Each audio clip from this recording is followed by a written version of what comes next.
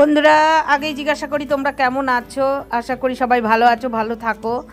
আর এই দেখো এই শাকটা কাটার নিয়ম হচ্ছে এইরকমভাবে, শুধু আগা নরম যেটুকানি আগা থাকবে সেইটুকানি ভেঙে নিতে হবে, আর পুরো শাকটাই বাদ চলে যাবে। তার জন্য এই শাক খেতে গেলে অন্ততপক্ষে যাদের ফ্যামিলি বড় তার আর যাদের ফ্যামিলি ছোট, দুটোর মধ্যেই বলছি, যাদের ছোট তাদের এক আটি কিনলেই হয়ে যাবে, আর যাদের একটু বড় ফ্যামিলি তাদের কিন্তু অন্ততপক্ষে 3 থেকে 4 আটি কিনতে হবে। যারা শাক খেতে ভালোবাসো তাদের কম ফ্যামিলি হলেও তাদের 4 আটি লেগে যাবে 3 থেকে। বন্ধুরা দেখো আমার শাক বাছা হয়ে গেছে, দেখো কি সুন্দর, শুধু আগাগুলো নিয়েছি, দেখতেই পাচ্ছ।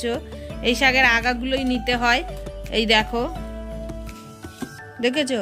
আর এই দেখো নিচে কত শাক, এগুলো সব ফেলানো যাবে, এগুলো সব ফেলিয়ে দিতে হবে, দেখেছো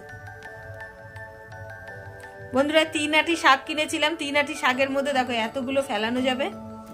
আর এইগুলো আমি রান্না করব, তাহলে সাথে থাকো পুরো ভিডিওটা দেখার জন্য। দেখতে পাচ্ছ কত সুন্দর বেছেছি, পুরো সবুজ শাক। বন্ধুরা চলো এবার খেসারি শাকগুলো এবার কলতলায় দিয়ে ভালো করে ইয়ে করে নিই, ধুয়ে নিই। বেশি অতটা নোংরা থাকে না খেসারি শাকের, কারণ এগুলো তো বেশি গোড়া সমেত তুলে নিয়ে আসে না, গাছের আগা থেকে কেটে নিয়ে আসে। সেই গাছের আগা থেকে আরও আমরা আগা কম, মানে যেটুকানি নরম থাকে সেইটুকানি নিই, কারণ এই খেসারি শাক কিন্তু পুরো অনেকটা ঘাসের মতন বন্ধুরা, যার জন্য। আর চলো সকাল সকাল উঠে বাজার দোকান সব সেরে নিলাম।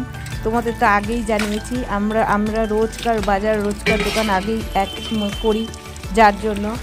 আর এই দেখো এই শাকগুলো আমি এই ঝুড়িটার মধ্যে তুলবো যাতে জল ঝরে যায়, আর শাকটা কাটার আগে একটু ভালো করে ধুয়ে জল ঝরাতে দেবো, কারণ জল ঝরিয়ে দিলে তাহলে শাক দিয়ে ড্যাব ড্যাব করে জল বেরিয়ে আসবে না, যার জন্য। আর একটু ভালো করে কচলিয়ে ধুয়ে নিচ্ছি।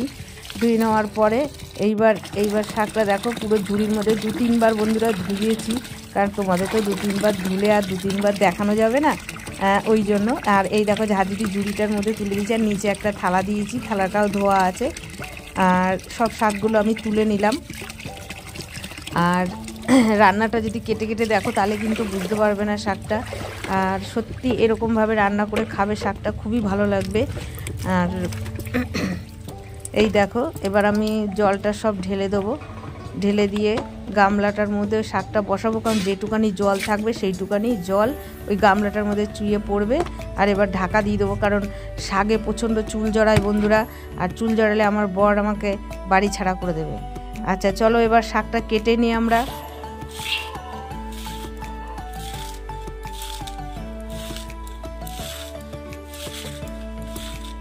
বন্ধুরা এই শাকের একটা গুণ আছে, কারণ যত ঝিরিঝিরি করে কাটবে, যত ঝিরিঝিরি করে কাটতে পারবে তত সুন্দর করে কিন্তু এটা শাকটা মজবে, নইলে কিন্তু দাঁড়িয়ে একদম পুরো সেই শাক মিশবে না, তখন মনে হবে শাক খেতে ভালো।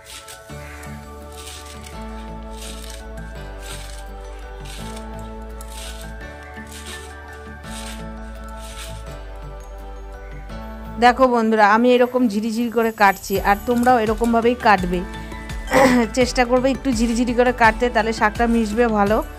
আর এই দেখো সব শাকগুলো আমার কাটা হয়ে গেছে। আর এই দেখো শাকের ওপরে জানলার সামনে বসে কাটছিলাম তো, তাই রোদ্দুর পড়ছে, দেখো এই দেখো রোদ্দুর, দেখো রোদ্দুরের জন্য ক্যামেরাটাকে আমরা যাই। চলো এবার মশলা দেখিয়ে দিই। এটা হচ্ছে রাঁধুনি, 2 চামচ মতন রাঁধুনি, আর 2 টুকরো মতন আদা, আর এটা মৌরি, এগুলো সব লাগবে রান্না করতে শাক।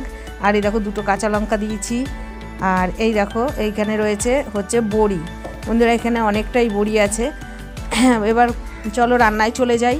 রান্নায় এবার গ্যাসটা জ্বালিয়ে কড়াইটা বসিয়ে দিলাম, কড়াইটা বসিয়ে তেলটা ঢেলে দিলাম। তেলটা একটু গরম গরম হবে, আর একটু মানে বেশি করে তেল লাগবে বন্ধুরা, এতগুলো বড়ি ভাজবো ওই জন্য একটু বেশি করে তেল দিলাম।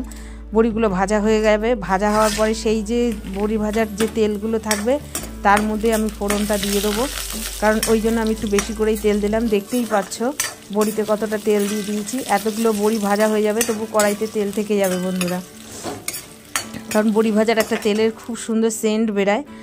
আর এই দেখো এইবার আমি ফোড়ন দিয়ে দেবো, ফোড়ন বলতে 5 ফোড়ন দেবো বন্ধুরা। এই দেখো 5 ফোড়ন তোমাদের দেখিয়ে দিলাম, 5 ফোড়ন। আর এইবার দিয়ে দেবো কাঁচা লঙ্কা 2টো, দেখতে পাচ্ছ কাঁচা লঙ্কা 2টো ভালো করে একটু ভাজা ভাজা হয়ে যাবে, 5 ফোড়নটা একটু ভালো গন্ধ বেরোবে, সুগন্ধ। এইবার শাকগুলো দিয়ে দেবো বন্ধুরা, সব শাকগুলো দিয়ে দেবো।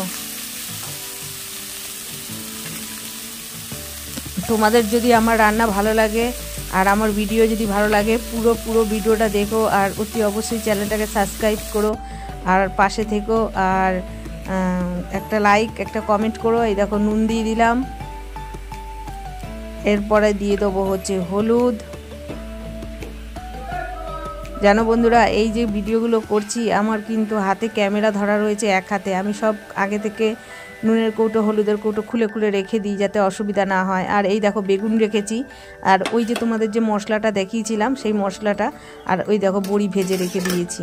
এবার আমি আলগা করছি, আলগা করে একটু নাড়িয়ে নেব বন্ধুরা, যে শাকটা কতটা এসে দেখেছো আমার এক হাতে মোবাইল রয়েছে বলে নাড়াতেও কত অসুবিধা হচ্ছে, বুঝতেই পারছো যে আমার আর এক হাতে সাঁড়াশি দিয়ে ধরে নিলে কড়াইটা কত পোক্তভাবে ধরা হয়, আর কড়াই থেকে তরকারি সবজিটাও নাড়াতে কত সুবিধা হয়, কিন্তু হচ্ছে না যেহেতু আমার একটা হাতে মোবাইলটা রয়েছে।